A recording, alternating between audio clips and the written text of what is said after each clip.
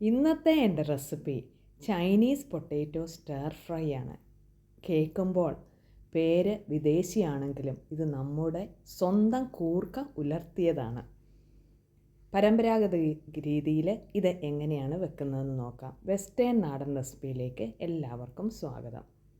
ഇതിനായിട്ട് 300 ഗ്രാം കൂർക്ക തൊലിയൊക്കെ കളഞ്ഞ് നീളത്തിൽ മുറിച്ചെടുത്തിട്ടുണ്ട്. ആവശ്യത്തിന് കറിവേപ്പില, 3 പച്ചമുളക് നീളത്തിൽ മുറിച്ചെടുത്തത്, 1/4 ടീസ്പൂൺ ഉപ്പ്. മൊത്തം ഇത് വേകാനായിട്ട് 1/2 കപ്പ് വെള്ളമാണ് വേണ്ടത്. വെള്ളം കൂടെ ഇതിലേക്ക് ഒഴിച്ചു കൊടുക്കുക. 1 ടീസ്പൂൺ മഞ്ഞൾപ്പൊടിയും കൂടെ ചേർക്കുക. നല്ലതായിട്ട് ഇതെല്ലാം കൂടെ ഒന്ന് ഇളക്കുക. എന്നിട്ട് മീഡിയം തീയിൽ ഏകദേശം 10 മിനിറ്റോളം അടച്ചു വെച്ച് വേവിക്കുക. മുഴുവൻ വെള്ളവും നല്ലതായിട്ട് പറ്റി വരണം.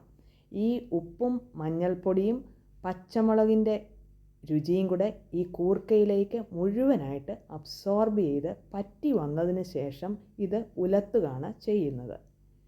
ഒരു പാൻ ചൂടാക്കുക. 2 ടേബിൾ സ്പൂൺ വെളിച്ചെണ്ണ ഇതിലേക്ക് ഒഴിക്കുക. വെളിച്ചെണ്ണ ചൂടായി കഴിയുമ്പോഴേക്കും 1/2 ടീസ്പൂൺ കടുക് ഇട്ട് ഈ കടുക് മുഴുവൻ പൊട്ടി വന്നതിന് ശേഷം ആവശ്യത്തിന് കറിവേപ്പിലയും ഒരു 15 ചുമന്ന ഉള്ളി നീളത്തിൽ മുറിച്ചെടുത്തതും കൂടെ ഇതിലേക്ക് ചേർക്കുക. വീണ്ടും ഇത് നല്ലതായിട്ടൊന്ന് വഴറ്റിയെടുക്കുക. വഴന്നു വന്നതിന് ശേഷം തീ ഏറ്റവും സിമ്മിലേക്കാക്കുക. 1 ടീസ്പൂൺ കുരുമുളക് പൊടിയും 1/4 ടീസ്പൂൺ പെരുംജീരകവും കൂടെ ഇതിലേക്ക് ചേർക്കുക. വീണ്ടും ഒരു 1 മിനിറ്റ് നല്ലതായിട്ടൊന്ന് വഴറ്റിയെടുക്കുക. നേരത്തെ തന്നെ നമ്മൾ വെച്ചിരിക്കുന്ന വേവിച്ച് വെച്ച കൂർക്ക ഇതിലേക്കിടുക. വീണ്ടും ഏകദേശം ഒരു 10 മിനിറ്റോളം ഇത് ഇടയ്ക്കിടയ്ക്ക് ഇളക്കി ഉലർത്തി എടുക്കുക.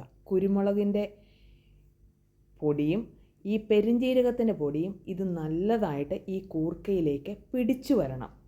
കഞ്ഞിക്കും ചോറിനും ഈ ഒരൊറ്റ കറി കൊണ്ട് നമുക്ക് ഒരു പ്ലേറ്റ് ചോറുണ്ണാം, അല്ലെങ്കിൽ ഒരു പാത്രം കഞ്ഞി കുടിക്കാനായിട്ട് പറ്റും. ഈ വീഡിയോ നിങ്ങൾക്ക് ഇഷ്ടപ്പെട്ടാൽ ഒരു ലൈക്ക് തരാനായിട്ട് മറക്കരുതേ കൂട്ടുകാരെ. ആദ്യമായിട്ട് കാണുന്നവർ സബ്സ്ക്രൈബ് ചെയ്ത് ഒന്ന് സപ്പോർട്ട് ചെയ്യുക. ഫ്രണ്ട്സിലേക്കും കൂടി ഒന്ന് ഷെയർ ചെയ്ത് കൊടുക്കുക. Thanks for watching. Signing off Shaina Thomas. ഉടനെ അടുത്ത വീഡിയോയുമായിട്ട് നിങ്ങളുടെ അരികിലേക്ക് വരുന്നതായിരിക്കും.